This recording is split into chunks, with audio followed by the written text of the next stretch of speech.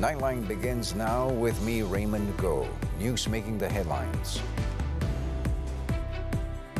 WHO declares end to COVID-19 global health emergency.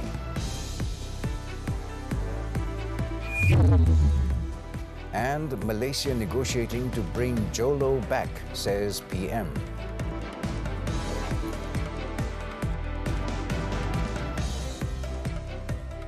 Good morning.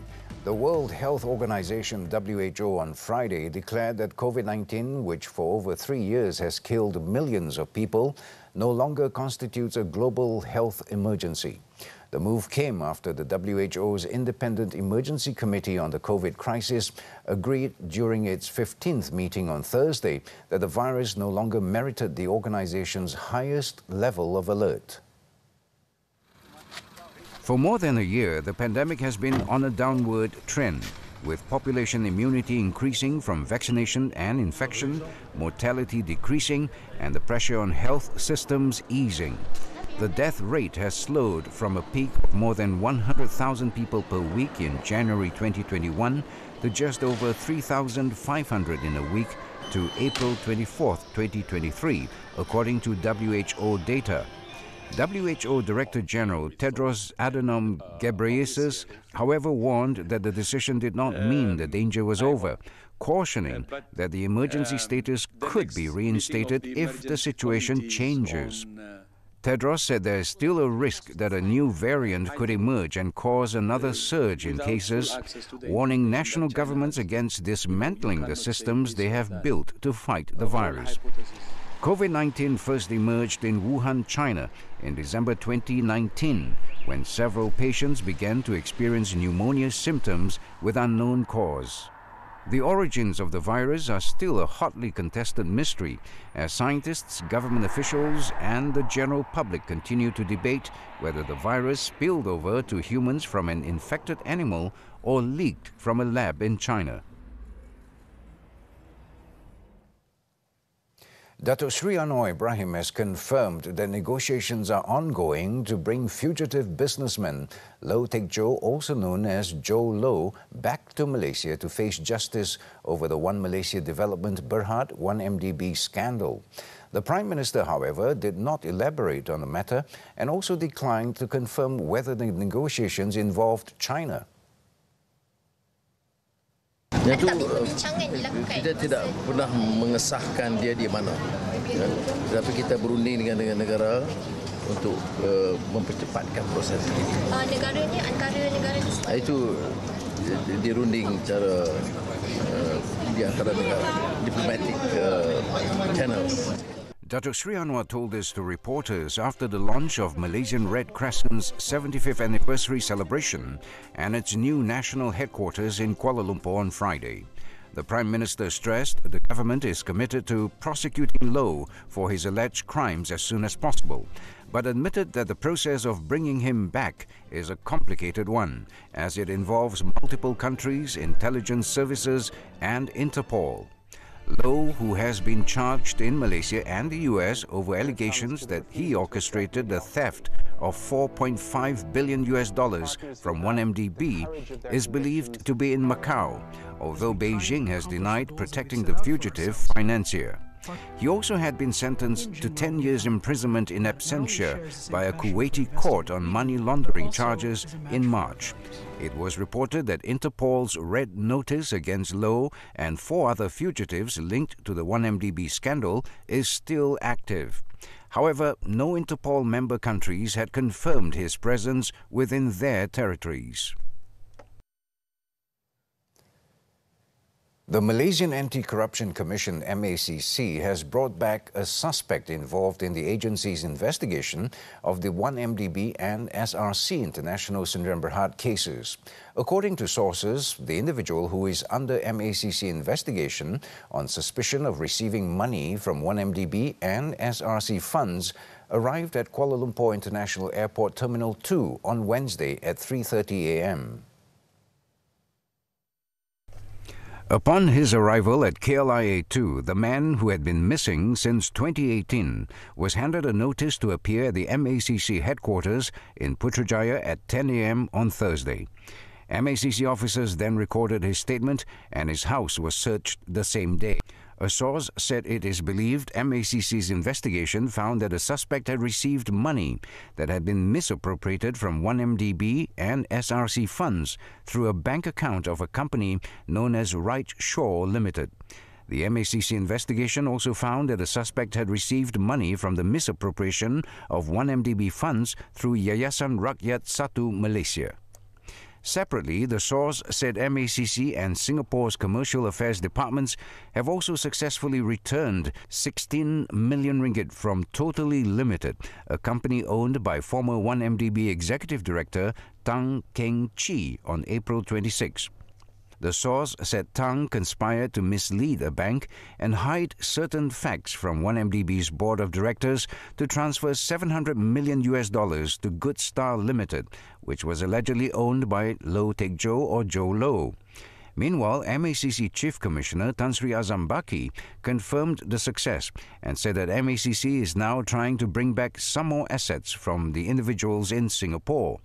The MACC has so far managed to recover approximately 70% of 1MDB's assets, involving a total of 28.3 billion ringgit.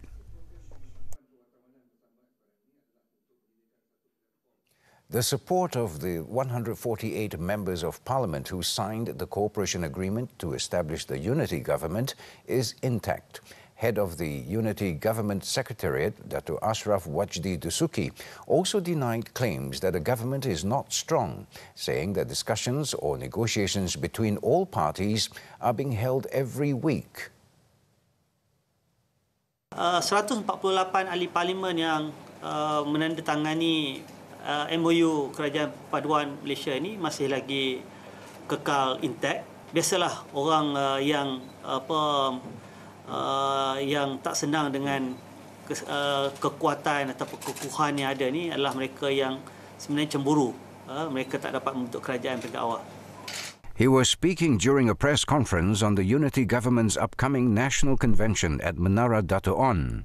Meanwhile, Dato' Ashraf Wajdi, who's also UMNO Secretary-General, said negotiations for seat distributions for the 6 state elections had been very positive and is expected to be completed soon.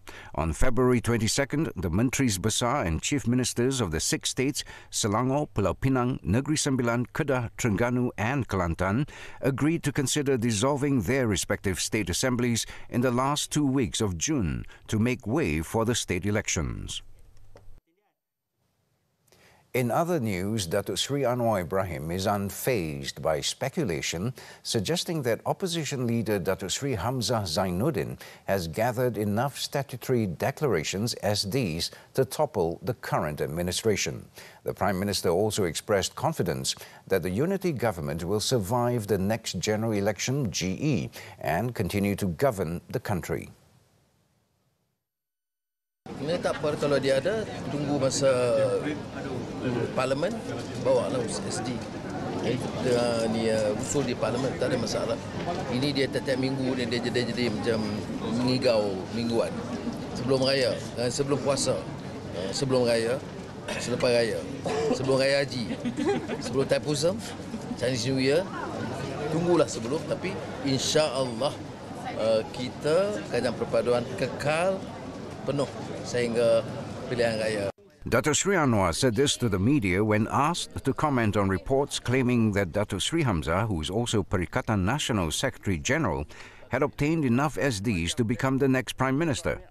Previously, there was also speculation of a plot to topple the unity government by forcing by-elections. According to a report by a news portal last month, several Barisan Nasional MPs were being persuaded to quit their parties and sacrifice their seats so that they can recontest under the PN banner.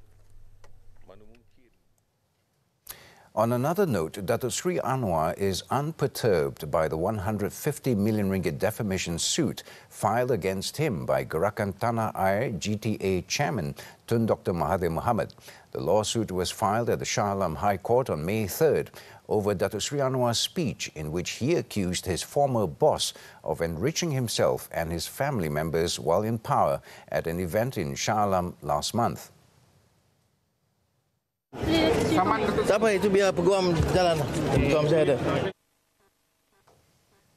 He gave the brief response to reporters after having lunch with locals at the Selera Tujuh food court in Banting on Friday. Datuk Sri Anwar then proceeded to join the congregants at the Masjid Jami' As-Solihin in Kampung Kancung Darat for Friday prayers.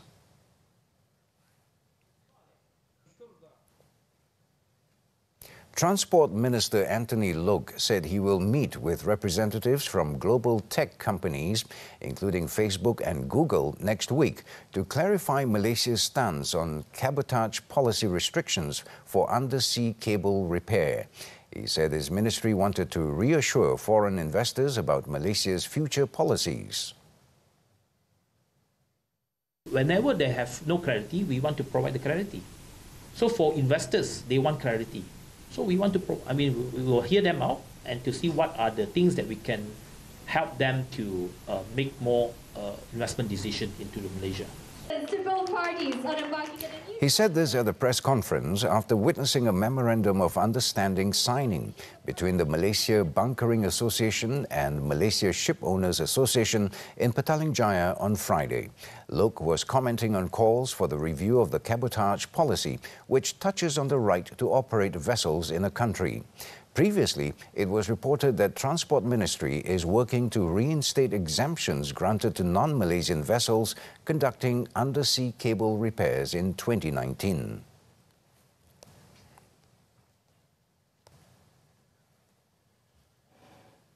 The Immigration Department will soon implement a new system to address its manpower needs at Johor's 2 land border crossings to ensure that all counters are operational without delays.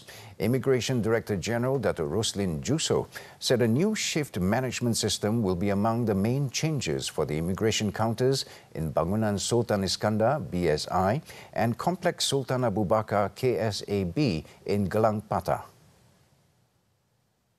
Dr. Roslin said the implementation of the new system will ensure no congestion and delays during peak hours and will solve the lack of staff at counters due to the change of shift.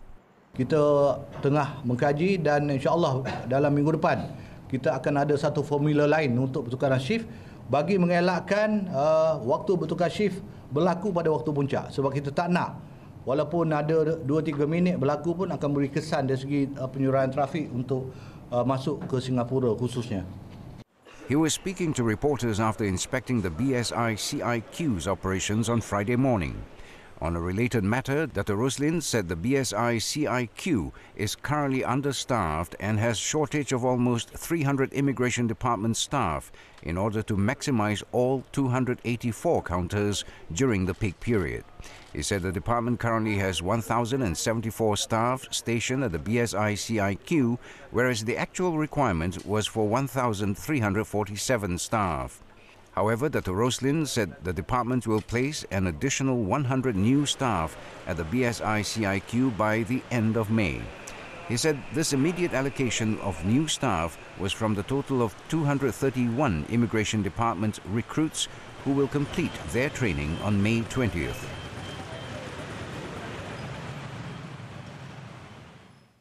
The Malaysian Armed Forces MAF, through the 1st Battalion of the Royal Malay Army Regiment RAMD, will participate in the joint parade in conjunction with the coronation of King Charles III in London, United Kingdom, this Saturday. Malaysia is one of the 38 Commonwealth countries invited to take part in the ceremonial procession for the coronation. A total of 408 servicemen and women representing the armed forces of the respective Commonwealth countries have been training and rehearsing for the parade at the Pierbright Army Training Centre, located about 50 kilometres from London since April 28th. The Malaysian contingent consists of 2 officers and 10 personnel from the MAF. The coronation of King Charles III will feature the largest military ceremonial parade in 70 years. The procession from Buckingham Palace to Westminster Abbey before the investiture ceremony and a reverse route back to Buckingham Palace will also see the participation of 6,000 UK military personnel aside. In June last year, members of the RAMD also participated in Queen Elizabeth II's historic Platinum Jubilee Parade. Yang di-Pertuan Agong Al-Sultan Abdullah Riayatuddin Al-Mustafa Billah Shah and Raja Permaisuri Agong Tunku Aziza Aminah Maimunah Iskandaria also arrived in London on Wednesday for a special visit in the UK until May 14th. The King and Queen were invited by King Charles III to attend the coronation ceremony at Westminster Abbey on Saturday. Wisma Putra noted that a special visit is significant in the context of consolidating the existing and close relations shared between Malaysia and the UK, especially between the two countries' royal institutions and the bond of the Commonwealth.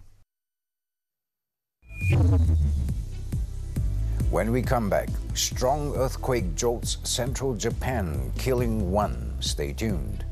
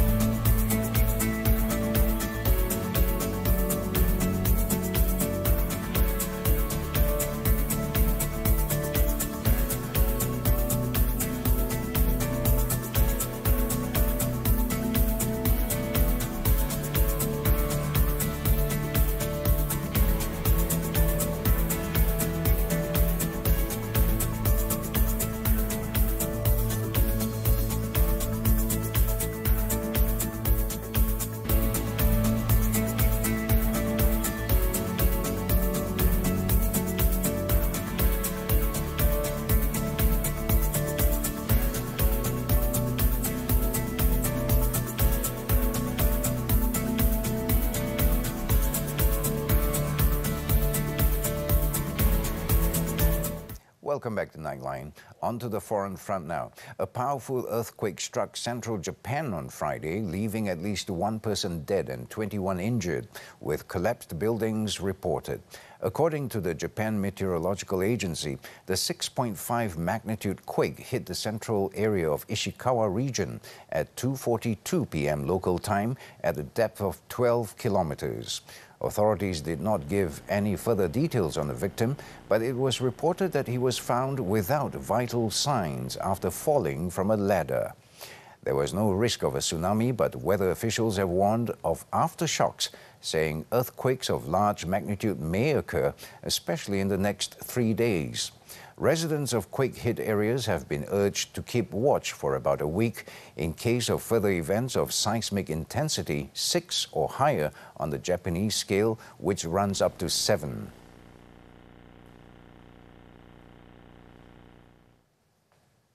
The United Kingdom's ruling Conservatives have suffered high-profile losses on Friday as results poured in from Prime Minister Rishi Sunak's first significant electoral test since he took office last year. In the depths of the worst cost of living crisis in decades, the local council elections held on Thursday across swathes of England illuminated the main party's standing, ahead of a UK-wide general election expected next year. Sunak admitted it was not looking good for his Tories, but he vowed to press ahead with the people's priorities, including halving double-digit inflation, restoring economic growth, and stopping boatloads of migrants crossing the English Channel. The vote counting will only be complete on Friday evening, just as Britain gears up for Saturday's coronation of King Charles III. So far, Sunak's Conservatives had lost 228 seats, one-third of the total they were defending. The trend would put the centre-right party on course for its worst defeat in local elections since the mid-1990s, before Labour took power nationally in a landslide under Tony Blair. And that's because they're the problem, not the solution. At least 8 people have been killed and 14 wounded after a gunman in a moving car opened fire in a town south of Belgrade on Thursday, the second mass shooting in a week in Serbia. The latest shooting happened late at night when an attacker opened fire in the village of Dubona, about 60 kilometers southeast of the capital Belgrade. The suspect then fled the scene before later opening fire in 2 other villages, Mali Orašje and Sepsin.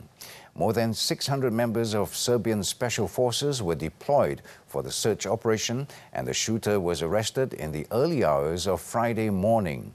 Until this week, mass shootings were rare in Serbia, despite the country's high rate of gun ownership.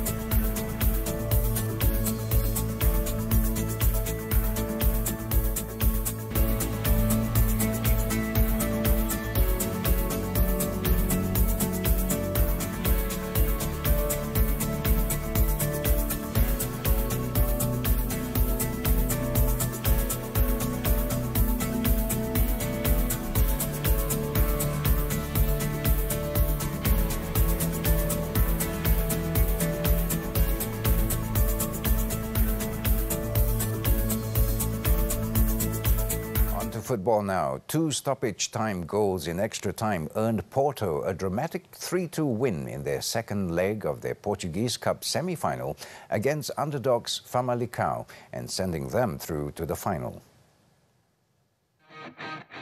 Porto held a 2-1 lead from the first leg, but that had been wiped out thanks to goals from Famalicão's Jonder Cadiz and Ivan Jamie, with Porto replying through a Wenderson Galeno penalty. This put the aggregate scores level at 3-3, and the game looked to be heading for penalties when Otavio struck with a thunderbolt from outside the box in the first minute of stoppage time at the end of extra time. And Evan Nilsson then broke up field and added a third on the night for Porto, with the last kick of the game sending them through to the final against Braga.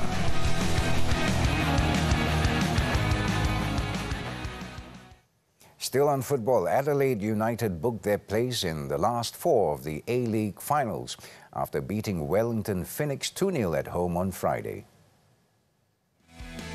Captain Craig Goodwin scored on either side of half-time as Adelaide recorded their 200th win in A-League history. That also meant Adelaide United will face Central Coast Mariners next over 2 legs, with the winner going into the grand finals.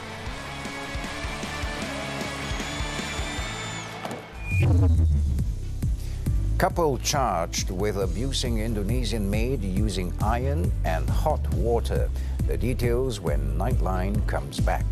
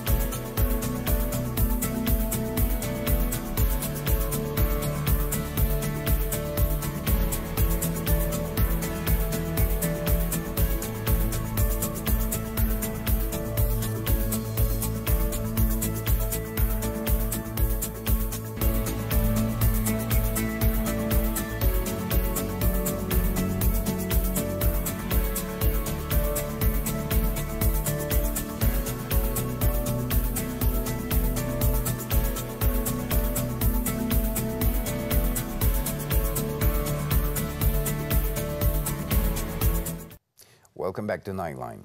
In Kuala Lumpur, a woman was charged in two separate courts on Friday morning with abusing and exploiting her Indonesian maid since last year.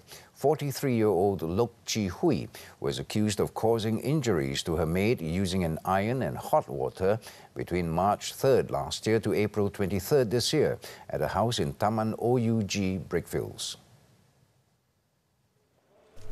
She pleaded not guilty to the charge, which was framed under Section 324 of the Penal Code before Magistrate Atika Muhammad alias Muhammad Saim. The charge carries a maximum of 10 years imprisonment and also a fine upon conviction. The court set bail at 6,000 ringgit. In the meantime, Lok was also charged at the Sessions Court together with her husband, 44-year-old Lam Ka Wai, with trafficking the same maid for the purpose of forced labor exploitation.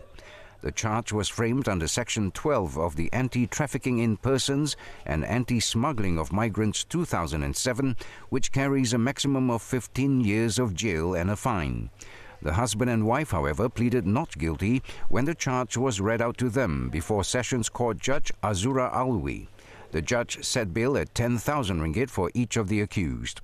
They were also ordered to surrender their passports to the court and report to the nearest police station every 2 months until the disposal of the case. Both cases have been fixed for mention on June 6th. Over in Malacca, a factory worker was charged at the Ayer Keroh Magistrates Court on Friday with the murder of a pensioner in February. 27-year-old Shafiq Raj Kalai Selvan nodded in understanding when the charge was read before Magistrate Nabila Nizam. No plea was recorded as a murder case is under the High Court's jurisdiction. Shafiq, together with another person who has been charged, was accused of murdering Saadon Sahat, aged 57. It was understood that the retiree died 11 hours after being mowed down by a car after he advised two men to keep the volume down in the early hours. The offence was committed behind a 3-story building at Plaza Pandan Malim between 2:44 a.m. and 3:19 a.m. on February 27th. The charge under Section 302 of the Penal Code carries the death penalty upon conviction. The court set June 22nd for mention of the case.